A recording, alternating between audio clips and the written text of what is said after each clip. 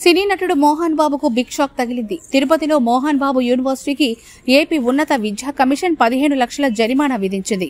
విద్యార్థుల నుంచి అధిక ఫీజులు వసూలు చేశారని ఆరోపణ రావడంతో విచారణ చేపట్టి నిజమేనని నిర్ధారణకొచ్చింది. దీంతో విద్యా కమిషన్ చెప్పిన 15 లక్షలు జరిమానాని మోహన్ బాబు యూనివర్సిటీ ఇప్పటికే చెల్లించింది. దాంతో పాటుగా యూనివర్సిటీ గుర్తింపును రద్దు చేయాలని ఏపీ ప్రభుత్వానికి ఉన్నత విద్యా కమిషన్ సిఫారసు చేసింది.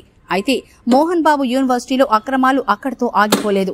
విద్యార్థుల నుంచి వివిధ రకాల ఫీజుల పేరుతో కోట్లాది రూపాయలు వసూలు చేశారు. వీటిపై కూడా ఉన్నత విద్యా కమిషన్ విచారణ చేపట్టింది.